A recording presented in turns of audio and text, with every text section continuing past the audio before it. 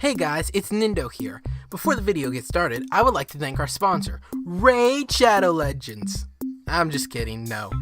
Go spam Raid Shadow Legends on Twitter to sponsor me. Thank you. Wink. But no, our sponsor today is a returning sponsor, Otaku Box.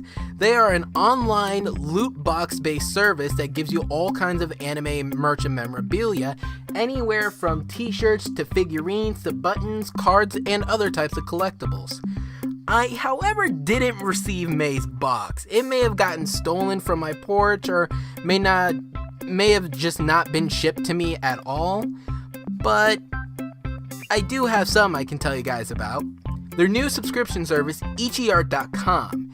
It is a $14.99 per month subscription, jam-packed, full of exclusive content.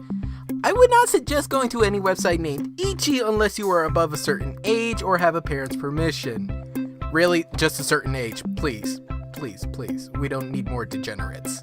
But remember, go check them out, subscribe, and use code NINDAKU in either their Otaku Box or their ichiart.com to get a discount. I know I changed my name. I'm working on having them change the code. I'll see you guys later. Bye. Now, the start of this will be covering episode 5 of the anime.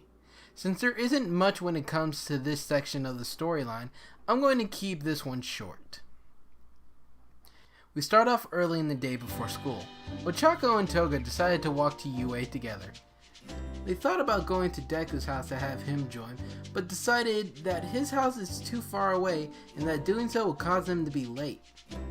During the walk, Toga starts a conversation about the entrance exam and how amazing it was to watch Izuku take out the zero-pointer. Ochako will reply by saying it was amazing to see how powerful his quirk is.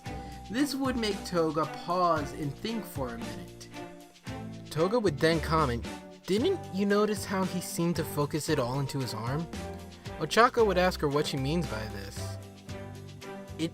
It just didn't look natural to me. I guess it seems a bit more like it was forced. Like he was pouring it all into one point instead of spreading it out. Toga would explain further. Ochako would then suggest to bring this up to Izuku. Nodding in agreement, Toga takes out a book and writes something down in it. Ochako asks what the book is about and if Toga can show her. It's a sketchbook filled with highly detailed drawings of other UA students and quirk users. Remember when I said that Toga likes to record quirks like Deku? Well, I figured she would do it in her own way by drawing the person in the sketchbook. Deku does draw in his notebooks, but it would be much more drawn in detail in Toga's sketches. The two would arrive to class right behind Izuku. Hellos and greetings are exchanged, and things would proceed like they did in the anime, with Aizawa giving them all tests and such. Not much would change other than Toga being there, since most of the tests are physical and she uses a physical acrobatic style of combat. Toga does very well. Things start to change once we get to the ball throw. Aizawa would stop Izuku and give him the same spiel that he did in the original timeline about him being useless after a single shot. This would discourage Izuku, as he thinks he won't pass. Seeing the doubt in Izuku's face and in his body language, Toga would rush over to Izuku after Aizawa puts him down and try to cheer him up, while also bringing to light what her and Ochako discussed earlier about Izuku's quirk. Toga would say to him, "Don't let what Aizawa said get you down. I don't really know how your quirk works, but I think I have a suggestion that could really help you. During the entrance exam, when you attack the zero-pointer, you seem to put everything into one shot. Why not, spread it out this time?" Izuku's eyes grow wide in realization. He didn't actually think about it, but she was right. When he used One for All, he was so focused on hitting as hard as he could, he didn't think about how he was attacking. Izuku gives Toga a bright smile and a thanks for the advice. With Toga's advice in mind, Izuku gets ready for the ball throw, as Ochako and Toga cheer him on.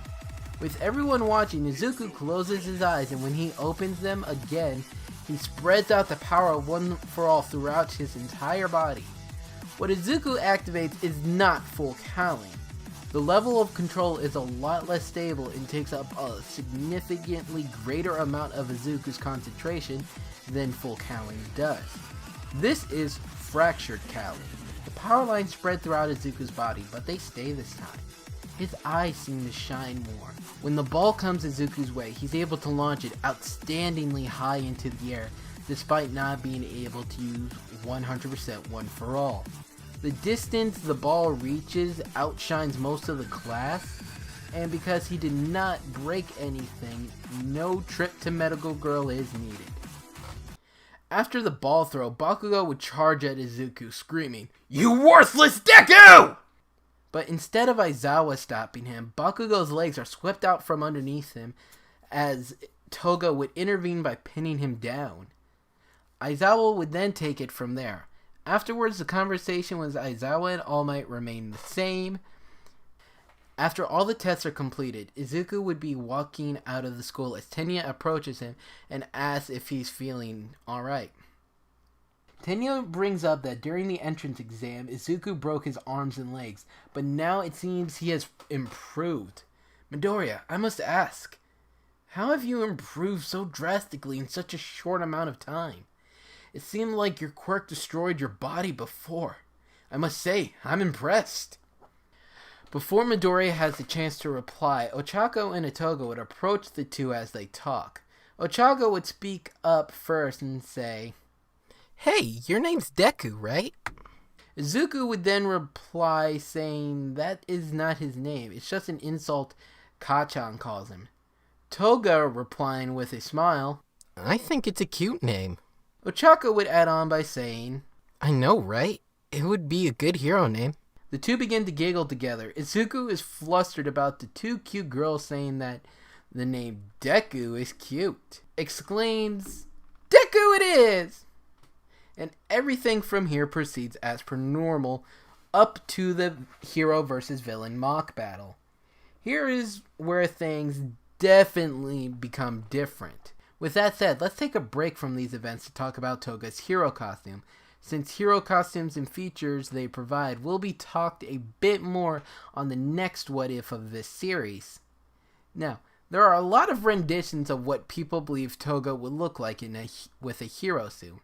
Now, for the rest of this video, I think we should talk about Toga's hero costume and her possible new hero name. Since the mock battles are the next important event in this timeline, this will be nice to get out the way. One of my favorite renditions of Toga's hero costumes comes from a Pix artist called... Hey everyone, this is Future Nindaku, just butting in real quick.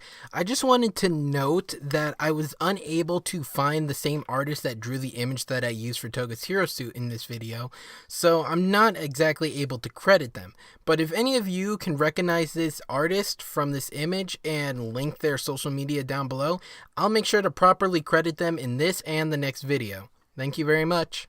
The major features of this suit is a mask for recording audio along with the purpose... The major features of this suit are recording audio along with receiving and transmitting communications. The sleeves of her shirt, which serve the purpose of hiding weapons such as throwing knives, needles, and syringes. A big syringe in a blood bag to store more blood. Sharp nails for extra damage. And tubes attached to the syringes for sucking out a small amount of blood, and vent guards on her legs used for sucking in blood from wounds.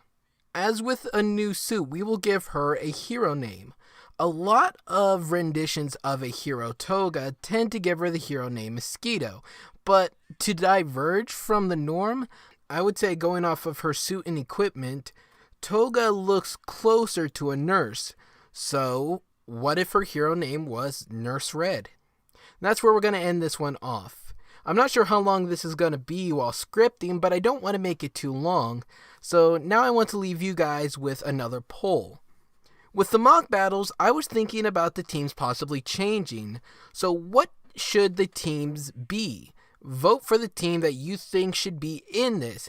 Keep in mind, Toga will be placing one of the original persons on this team. Would you rather Izuku and Toga versus Bakugo and Ida, Izuku and Ochako versus Bakugo and Toga, Izuku and Toga versus Bakugo and Ochako, or keep it the same as the original timeline? Any of these choices would be a great influence on the way that the mock battle will end up going. I hope you guys enjoyed this video, and I'll see you guys later. Remember to like, subscribe, and hit the notification bell for the next video.